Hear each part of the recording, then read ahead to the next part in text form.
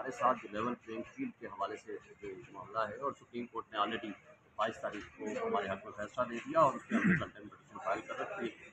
तो आप हमारा केस फिक्स कीजिए। उन्होंने कहा चलें इस पर हम इसको देखते हैं, और उन्होंने कहा कि वक्फा खत्म होगा या हमारे केस खत्म होंगे तो फिर बात करते हैं। तो मुझे बायोमेट्रिक कराना था हाई कोर्ट में जाने के लिए, और मैं करके वापस आया तो वो उठ गए थे। हाई कोर्ट क्यों जाना पड़ा? अपने केस इलेक्शन पटिशन जमा कराने हैं, इलेक्शन की ट्राइब्यूनल के सामने जो आपके कागजात जी मेरे मुस्तरद हुए। कागजात थे मुस्तरद अच्छा, आप हुए। वापस आए फिर क्या हुआ? वापस आए तो वो उठ गए थे। फिर मुझे चला गया मैं रजिस्ट्रार साहबा के पास। हाँ, वो उन्होंने कोर्ट एसोसिएट ने मेरे से नंबर मांग दिया कि कौन सा केस है जो आप लगवाना चाहते हैं, वो उनको मैंने दे दिया।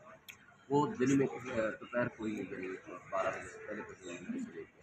तो अभी तक वो केस फिक्स नहीं हुआ, क्योंकि ज़बानी कलामी की सुप्रीम कोर्ट में बहस हो रही थी जब तक केस फिक्स ना हो। और हमारी एक ही रिक्वेस्ट है कि केस फिक्स किया जाए, क्योंकि इस वक्त जो हमारा मामला है वो ये है कि ये टाइम बाउंड इशू है। क्योंकि अगर वक्त गुजर जाएगा, हमारे नॉमिनेशन फॉर्म जिस तरह छीने जा रहे थे वो वक्त अगर गुजर गया, और जिस तरह हमारे तजवीज़ कुरिंदा और तायद कुरिंदा को उठाया गया, या उनको अगवा किया गया, या उनको तशद्दुद किया गया, या उनको पेश नहीं होने दिया गया, और उस कंसिडरेशन की बुनियाद पर हमारे जो कागजात नामजदगी थी वो मुस्तरद कर दिए गए। बल्कि हमारी इंफॉर्मेशन के मुताबिक अभी कंप्लीट डेटा नहीं आया, तकरीबन 2100 जो वर्कर से पीटीआई के लीडर से उनके कागजात नामजदगी मुस्तरद हुए। तो अब ज़ाहिर है जब केस फिक्स हो, हम सुप्रीम कोर्ट को ये रिक्वेस्ट कर सकें कि हमारे ग्रीवेंस से एडजस्ट करें, क्योंकि सुप्रीम कोर्ट ने ये डायरेक्शन दी थी इलेक्शन कमीशन को, वहाँ पेश होकर आप अपने मामलात वहाँ डिस्कस करें। तो अब रजिस्ट्रार साहबा ने ये कहा है कि हम आपको इंतज़ार करें, हम आज या कल आपको बेंच फिक्सेशन बेंच जो ही वो लग जाता है और केस आपका फिक्स हो जाता है तो हम आपको इन्फॉर्म करते हैं, ताकि आप तरफ आप बहस कीजिए। हम उम्मीद रखते हैं और तवक्को भी रखते हैं, और हमारी रिक्वेस्ट भी है चीफ जस्टिस से कि हमारा केस जल्दी फिक्स किया जाए, ताकि हमारा ये टाइम बाउंड इशू है और हमारे ग्रीवेंसेस रिड्रेस करें। इसलिए कि इलेक्शन कमीशन को इस वक्त पार्टी बना हुआ है। आरओ जिनके मामले पे सुप्रीम कोर्ट ने नोटिस दिया था, रात को बेंच बिठाया था, वही आरओ इस वक्त फैसिलिटेटर बने हुए हैं, और वो पुलिस एजेंसीज जिनकी जिम्मेदारी है कि वो लोगों को प्रोटेक्ट करें, वो इस वक्त लोगों को हरासा कर रहे हैं और उठा रहे हैं। और इस हवाले से चीफ इलेक्शन कमिश्नर पंजाब और डिस्ट्रिक्ट इलेक्शन कमिश्नर से 12 लेटर्स लिखे हैं, और उनकी कापियां भी हमने कंटेंट के साथ लगा दी है, जो एविडेंट है और रिकॉर्ड है, एडमिशन है ऑन देयर पार्ट कि किस तरह पुलिस और दीगर एजेंसीज जो हैं हमारे लोगों को अगवा कर रही है, उनको उठा रही है, उनके खिलाफ एफआईआर दर्ज कर रही है, और आरओ की प्रेमिसेस के अंदर भी ये सब कुछ हो रहा है। और आरओ ने भी इवन लिख के भेजा है उनको, लेकिन ना तो आईजी पंजाब ने इसको ग्रीवेंस एड्रेस किया, ना चीफ सेक्रेटरी ने किया, और ना इलेक्शन कमीशन ने किया। तो ज़ाहिर है इस हवाले से हमारा एक जेन्युइन ग्रीवेंस है। हम समझते हैं कि सुप्रीम कोर्ट में ये पटिशन लगे, ताकि उस पटिशन के लगने के बाद हम अपना मौक़िफ़ पेश कर सकें। शिव सिंह साहब, चीफ जस्टिस काजी फायरूज़ा के सामने जब आप कमरा अदालत में खड़े हुए तो उन्होंने कहा ये लंबी बात है, वक्फे के बाद आप आ जाएं, तो आप क्यों नहीं गए? और ये कहा जा रहा है कि आप यहाँ इस वक्त कुछ इंटरव्यू दे रहे थे जब अंदर अदालत दोबारा वक्फे के बाद आई। आपको तो अदालत में होना चाहिए था। नहीं, ये बात दुरुस्त नहीं है, इसलिए कि मैं जब बायोमेट्रिक के लिए गया और वापस आया तो उस वक्त तक वो उठ चुके थे। उसके बाद आप मैंने इंटरव्यू उसके नहीं नहीं दिया? नहीं उसके बाद मैंने इंटरव्यू दिए, अच्छा। उसके बाद इंटरव्यू दिए हैं। मैंने उससे पहले मुंशी को इधर भेज के गया था कि आप वहाँ चेक करें, मैं बायोमेट्रिक करके फौरी तौर पर आ रहा हूँ। तो मैं अभी रास्ते में था तो वो उठ गए, उनका जल्दी शायद जल्दी ख़त्म हो गया। हालाँकि जब वो वक्फे में उठे थे उस वक्त 5वां नंबर था और 15 केसेस थे। मेरी एक्सपेक्टेशन थी कि वो शायद जल्दी ये केस कंप्लीट नहीं होंगे, लेकिन क्वेश्चन हमारा वही है।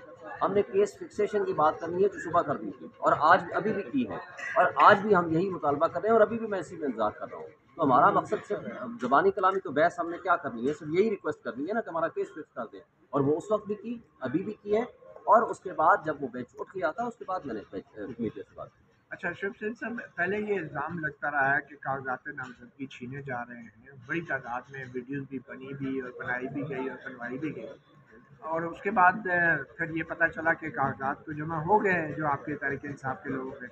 अब ये कहा जा रहा है कि कागजात नामजदगी मुस्तरद किए जा रहे हैं बड़ी तादाद में।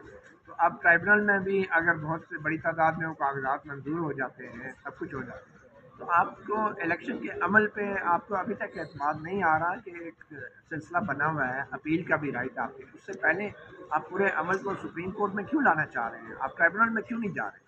देखिए, पहली बात तो ये है कि हम ट्रिब्यूनल में भी जा रहे हैं, मैं खुद चला गया हूँ। सबसे पहली पटिशन अपील नंबर 1 जो है वो मैंने लगवाई है यहाँ सुप्रीम कोर्ट हाई कोर्ट में। ये नहीं है कि हम अदालतों में नहीं जा रहे। लेकिन हम ये कहते हैं कि सुप्रीम कोर्ट ऑफ पाकिस्तान की ये अब जिम्मेदारी बन गई है। उन्होंने जो रिटर्निंग ऑफिसर्स का इशू था उस पर एक ऑर्डर किए। दूसरी बात, लेवल प्लेइंग फील्ड के हवाले से हमारी पिटिशन को लगाया और 22 तारीख को उसको फिक्स किया और डायरेक्शंस पास किए। उन डायरेक्शंस को अगर हम अमल दरामद सुप्रीम कोर्ट नहीं करती तो सुप्रीम कोर्ट की फिर जिम्मेदारी है। तो फिर क्या फ़र्क रहेगा जो पिछले साल जस्टिस बंदियाल साहब ने केसेस फैसले किए कि जनाब 30 अप्रैल को इलेक्शन करा दें, नहीं हुआ। फिर कहा 14 मई को इलेक्शन करा दें, नहीं हुआ। और आज भी अगर सुप्रीम कोर्ट कहती है कि इलेक्शन कराएं 8 फरवरी को, अगर वो फ्री एंड फेयर नहीं होते हैं तो सुप्रीम कोर्ट अपनी जिम्मेदारी ले। फिर ये नहीं है, ये नहीं है। देखें, हम अदालतों से ये तवक्को रखते हैं कि लोगों के हुकूक के तहफ़्फ़ुज़ के वो ज़ामिन हैं, इस बारे में उन्होंने हल किया हुआ है। हम इनके पास आए, इन्होंने एक बड़ा डिटेल ऑर्डर पास किया है। जस्टिस लुत्फ़ुल्ली शाह उसके आतर जज हैं और बेंच में जस्टिस सत्तर मिज़ला साहब और acting chief justice Deedan justice सरदार तारिक रसूल साहब थे। अब उस आर्डर की इम्प्लीमेंटेशन ना इलेक्शन कमीशन ने की है, ना दीगर जो रिस्पॉन्डेंट्स हैं उसमें उन्होंने की है। अब अगर वो नहीं जिम्मेदारियाँ अदा करते तो हम सुप्रीम कोर्ट में ज़रूर आएंगे और उनसे हमारा मुतालबा है कि आप देखें, आप रात को अगर 12 बजे या रात को 10 बजे कोर्ट लग सकती है, तो आज भी दिन में भी और रात को भी ये केस लग सकता है और लगना चाहिए, क्योंकि केस की नेचर ऐसी है कि अगर इस प्रोसेस में मुझे बताएं, वकीलों को उठाया गया जो कल परसों गए, परवेज़ इलाही के वकील सरदार राज़िक, अपना अमजद परवेज़ और उसके साथ बाकी वकला थे, उनको आरओ के दफ्तर के सामने से पुलिस उठाती है, जा करके थानों में बंद कर देती है और रात 8 बजे के बाद छोड़ती है, वो भी बाहर की इंटरवेंशन पे।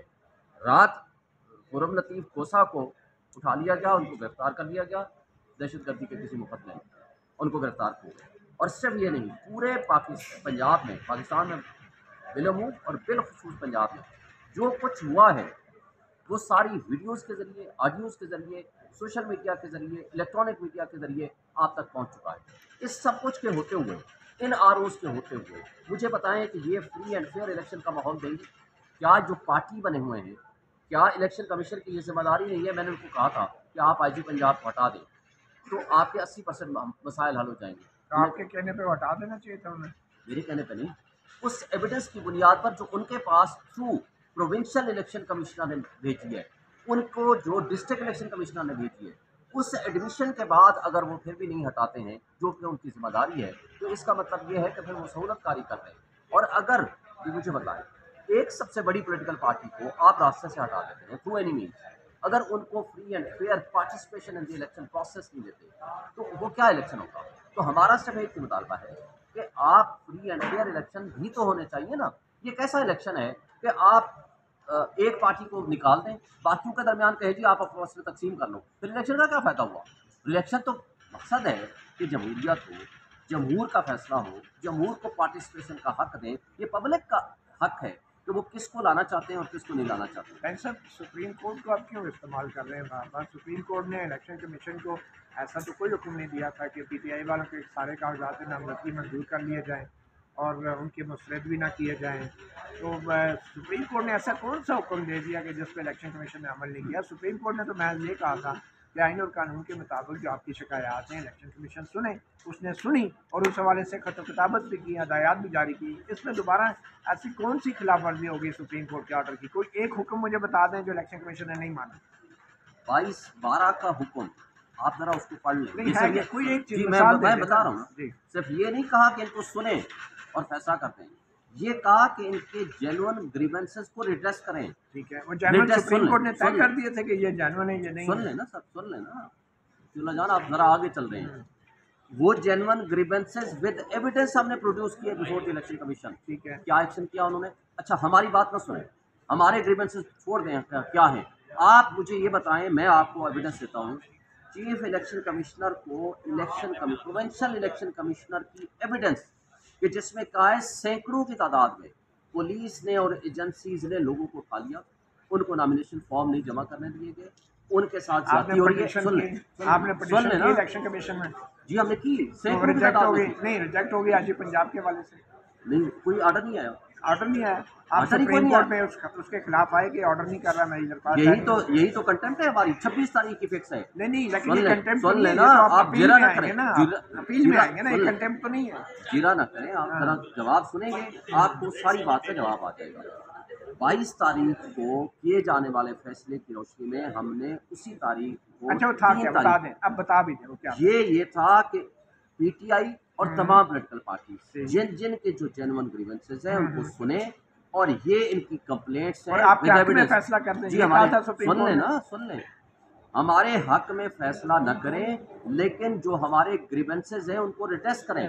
हमारे ग्रीवेंसेस ये थे कि पंजाब की पुलिस हमारे लोगों को उठा रही है, उसको एविडेंस हमने दी, उसको election commissioner provincial election commissioner ने एविडेंस दी, उसको डिस्ट्रिक्ट इलेक्शन कमिश्नर ने एविडेंस दी, ठीक है, उनको रिटर्निंग ऑफिसर्स ने कंप्लेंट्स खुद फाइल की, उन्होंने इलेक्शन कमीशन ने प्रोविंशियल इलेक्शन कमीशन ने आईजी और चीफ सेक्रेटरी को भी लिख के दिया और कहा कि ये हमारी बात नहीं सुन रहे। ठीक है, और उसके बावजूद ना इलेक्शन कमीशन ने हमारा एग्रीमेंट रिटेस्ट किए, ना उन लोगों को उठाना बंद किया, ना उन लोगों के जो कागजात नामजदगी छीनना था वो बंद किया। क्या वो तो इस वक्त आप देख सकते हैं सुप्रीम कोर्ट में हम मौजूद हैं और जो है शोएब शाहीन से अभी आप सुन रहे थे उनके ग्रीवेंसेस कि इस वक्त इलेक्शन कमीशन जो है वो किस तरीके से पार्टी बना हुआ है और कैसे वो मामलात को फाइनलाइज नहीं होने दे रहा है। और शोएब शाहीन की कोशिश यही है कि किसी तरह सुप्रीम कोर्ट जो है इस सारे मामले की सुनवाई कर ले और दरख्वास्त जो है वो समाअत के लिए जो है वो मुकर्रर कर दे। और उनको इम्कान यही है और तवक्को भी यही है कि कल तक जो है इसकी समाअत का कोई फ़ैसला हो जाएगा और इस दरख्वास्त को समाअत के लिए मुकर्रर कर दिया जाएगा। नई वीडियो के लिए उस वक्त तक इजाज़त दीजिए। अख्तर सिद्दीकी को इंशाअल्लाह नई वीडियो के साथ जल्द हाज़िर खिदमत होंगे। अल्लाह हाफ़िज़।